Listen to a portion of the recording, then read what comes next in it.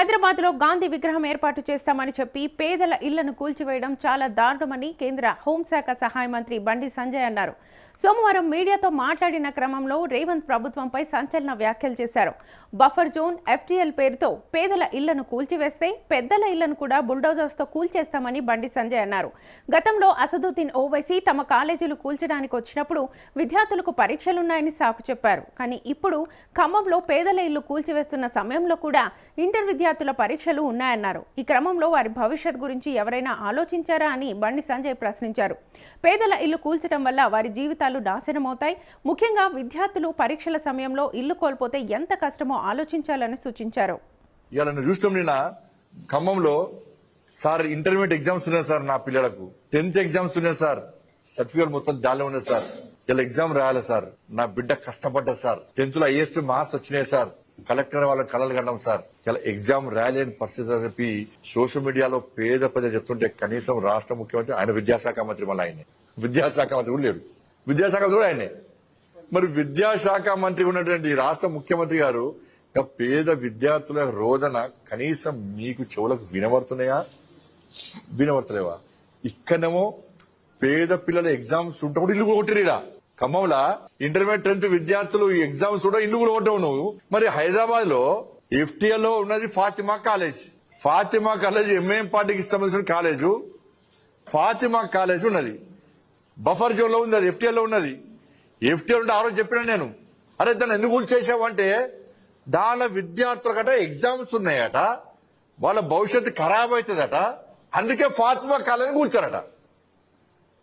బా ఏం ప్రేమ ముఖ్యమంత్రి గారికి, హ్యాట్స్ ఆఫ్, రాష్ట్ర ముఖ్యమంత్రి హ్యాట్స్ ఆఫ్. నీకు హిందూ పేదోళ్ళ చదువులు ముఖ్యం కాదు, నీకు పేదోళ్ళు కలెక్టర్ కాదు, ఐపీఎస్ కాదు, ఇంజనీర్లు కావద్దు, డాక్టర్లు కావద్దు, ఫాతిమా కాలేజీలో చదువుకున్న వాళ్ళు మాత్రమే డాక్టర్లు కావాలి, ఇంజనీర్లు కావాలి, పెద్దలు కావాలి. ఇబ్బంది కావచ్చు, కానీ వివక్షత ఏంది అంటున్నా నేను. ఎఫ్టీఎల్ ఉన్న ఫాతిమా కాలేజీ కూల్చడానికేమో వాళ్ళ ఎగ్జామ్స్ నీకు అడ్డొచ్చినాయి. ఇవాళ ఖమ్మంలో పేదోళ్ళు వాళ్ళ పిల్లలకి ఎగ్జామ్స్ ఉన్నాయి ఆగండి అంటే కూడా బుల్డోజర్లు పెట్టి కూల్చినవు. మరి పేద విద్యార్థుల పరిస్థితి ఏంది, వాళ్ళ పరీక్షల పరిస్థితి ఏంది, వాళ్ళ విద్యార్థుల భవిష్యత్ ఏంది? ఇది గొప్పతనం రాష్ట్ర ముఖ్యమంత్రి గారు. ఇది కూల్చివేత ప్రభుత్వం. ఏడవైనా మరి ముఖ్యమంత్రి గారికి ఒక ఎస్బీ ఉన్నది, మరి కింది స్థాయి నివేదికలు వస్తున్నాయా, వస్తలేవా? అయినా కూడా రాష్ట్ర ప్రభుత్వం బరిదెగించి మాకు ప్రజా ఉపయోగం అవసరం లేదు, ప్రజలు తిట్టుకున్నా మాకు ఇబ్బంది లేదు, ప్రజలు వ్యతిరేకించినా మాకు ఇబ్బంది లేదు, కానీ మాకల్లా మేము పొట్టు పైసలు చంపాలి, మా ఆదాయం పెంచుకోవాలి, పేదోళ్ళ ఇల్లు కూల్చాలి, కాస్ట్లీ ల్యాండ్ అని అభివృద్ధి పేరుతోని ఆక్రమించుకోవాలి, మేము వ్యాపారాలు చేసుకోవాలి, జల్సాలు చేయాలి, పేదోళ్ళ బతుకులు మాకు అవసరం లేదు. ఇదే ఇంద్రమ రాజ్యం. ఓవైసీ కళ్లలో ఆనందం కోసం హిందువులను జైల్లో వేస్తారా అని బండి సంజయ్ తీవ్రంగా మాట్లాడారు. ఆయన రెచ్చిపోయి మాట్లాడుతూ కాంగ్రెస్ ప్రభుత్వానికి హిందువులంతా ఒక్కటిగా ఏకమై బుద్ధి చెప్పాలని పిలుపునిచ్చారు. హిందువులు ఐక్యంగా ఉండాలని, లేకపోతే ఇలాంటి అన్యాయాలు కొనసాగుతాయని ఆయన అభిప్రాయం వ్యక్తం చేశారు. బీజేపీ నేతలు తలుచుకుంటే కాంగ్రెస్ నేతలు ఎవరూ బయట తిరగలేరని ఆయన హెచ్చరించారు. కాంగ్రెస్ పార్టీలో అంతర్యుద్ధం మొదలైందని బండి సంజయ్ చెప్పారు.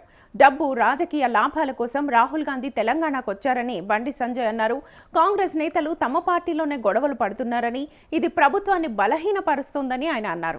గాంధీ విగ్రహం ఏర్పాటు చేయడం మంచి పని, కానీ అందుకు పేదల ఇల్లు కూల్చడం సరికాదని అన్నారు. ప్రభుత్వాలు పేదల గురించి ఆలోచించి నిర్ణయాలు తీసుకోవాలని బండి సంజయ్ సూచించారు. హిందువులు ఐక్యంగా ఉండి తమ హక్కుల్ని కాపాడుకోవాలని అన్నారు. ద్వంద్వ విధానానికి రాష్ట్ర ముఖ్యమంత్రి గారి ఎంఏఎం పార్టీ మెప్పు పొందడానికి మొన్న మున్సిపల్ ఎన్నికల్లో ఎంఏఎం పార్టీ సహకారంతో మేము గెలిచినాము అని చెప్పి ఒక అహంకారము ఇవాళ రాష్ట్ర ప్రభుత్వం కాంగ్రెస్ పార్టీ ప్రభుత్వానికి వచ్చింది. ఇవాళ ఏమైంది, లాస్ట్కు జిహెచ్ఎంసీ ఎన్నికల్లో సర్వే వేయించుకున్న రాష్ట్ర ముఖ్యమంత్రి గారు. సర్వే వేయించుకుంటే ఏమైంది, భాగ్యనగర్ మొత్తం కూడా జిహెచ్ఎంసీలో కాంగ్రెస్ ఎంఏఎం పార్టీ ఇద్దరు కలిసి ఉన్న విధానాన్ని ప్రజలు సహిస్తలేరు, దీన్ని వ్యతిరేకిస్తున్నారు. మొత్తం బీజేపీకి అనుకూలమైన వాతావరణం గ్రహించిన తర్వాత జిహెచ్ఎంసీ ఎన్నికలు పెట్టేది రెడీగా పెట్టడిగా.